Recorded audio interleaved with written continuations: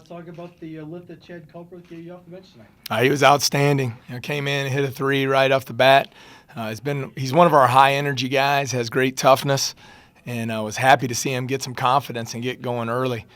But he really was able to give us a huge lift, not only scoring, but I think they cheated him a couple assists because he made some nice plays in transition and got Wayne going with some easy layups. Very happy for him. Then, of course, Wayne's performance against taller players in the post. Well, Wayne's very skilled, and he can score down there on the block. He's also a very good passer. And, middle puts you in some tough positions because he was guarding some perimeter-oriented post players, and he did a nice job really communicating defensively. His ball screen defense, I thought, was very, very good, and just played a total game for us, both ends of the floor. Coach, if you told me that Sanchez would have 10 minutes and battle some foul trouble and A.J. Patty would play 3 minutes, what would you tell me about? I mean, I don't really care about positions. We're just gonna, play guys and put them out there and just, play extremely hard. I thought our guys played with great toughness tonight, and Breon and AJ are gonna be very good players for us. It's just tonight the matchups were better for more of a perimeter-oriented four-guard attack for us. Going into the game, Coach, you didn't have a concern that they had a pretty sizable team. You didn't think that would be a problem for four guards. You really liked the matchup that way?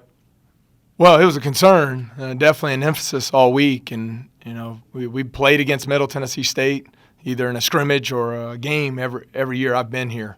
And you can always count on Coach Davis's teams being very tough, athletic, defensive-minded, and very, very good rebounding teams. So that was our emphasis in preparation for the game.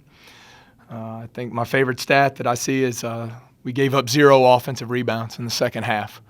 And our field goal percentage defense was very good. And to keep them off the glass, we had great contributions on the glass from our perimeter players. They really carried the load. I mean, you look at DeMarcus Croker, 8 rebounds. G. McGee had 4. I believe Seymour was 6, Moss 5. Then even Bryce Jones at point guard came in and got 4. So our guards really rebounded the ball. Is that already in their heads? Are those the type of players that already know that they've got to contribute on boards, or do you have to get that in their heads each game? Oh, no, that's been the emphasis since the day I got here. We knew that those were going to be – these were the potential best lineups for us.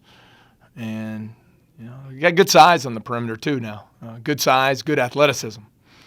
So they're more than capable of carrying their weight on the glass.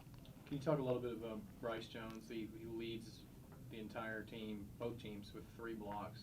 Might have been the smallest guy out there other than Culbreth. Does that surprise you at all? Wow. I might have to watch a film. I don't even remember him. But no, overall, Bryce played a great floor game. Our point guard play was terrific.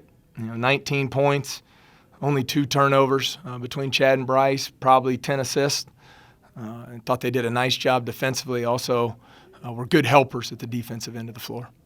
18 assists on 27 baskets. That's 67%. Is that the type of sharing you wanted to see? No, that's beautiful. I thought we had some possessions where that ball got whipped around the perimeter. Guys passed up good shots for great shots, made the extra pass, and it's fun to play that way. I think we all want to play with unselfish guys. And in the last couple games, our guys have really demonstrated unselfishness and sharing the ball, and it leads to higher percentage shots for us. And your team also shot 80% of the free throw line tonight too. I mean, and it wasn't just basically it was several different guys who were making free throws for you tonight. Yeah, we're gonna have to get on Chad. As well as he played, he missed 2 free throws, but Wayne hit a big one. Whenever you can shoot 80% at the line, we wanted to try and be even with Middle at the free throw line and even with Middle on the glass, and we were able to do both. And I thought that was very, very critical for us tonight. We talked a lot about matchups.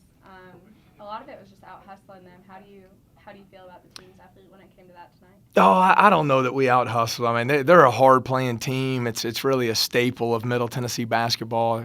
Great program. But I will say this: our guys played their tails off for 40 minutes. I think you're exactly right. I'm really proud of them. I thought the effort was tremendous. I thought they competed every possession. We had a couple breakdowns here and there, but as I've told them, if we'll continue to give that type of effort and stay committed, to the defensive end of the floor, we'll have an opportunity to keep getting better and better each day as a team. Speaking of the defensive end of the floor, you outscored them 23-10 in points off turnovers tonight, too.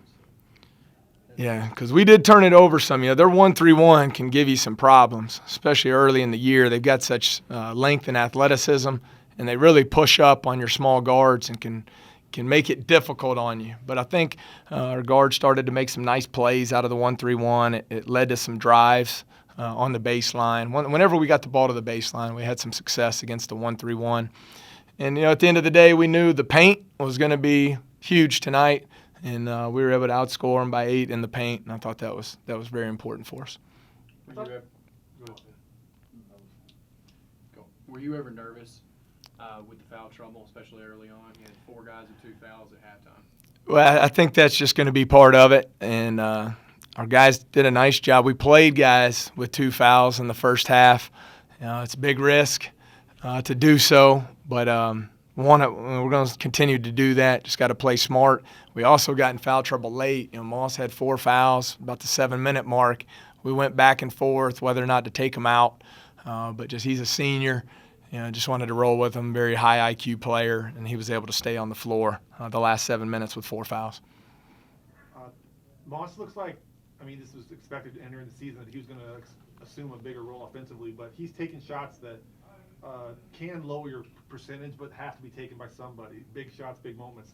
Is that something you need from him to do at this time of the year? No, what we've told Jeffrey, I just want Jeffrey Moss to be Jeffrey Moss. And what he does is he's a high IQ player.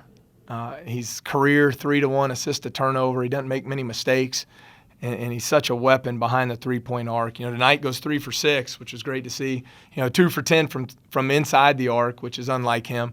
But if Jeffrey Moss is open, we want him shooting it. Our guys do a nice job screening for him, and I think Bryce and Chad, even Croker, and then you look at Seymour, 5 assists, 1 turnover for Justin. They do a nice job of finding them and getting open looks for him.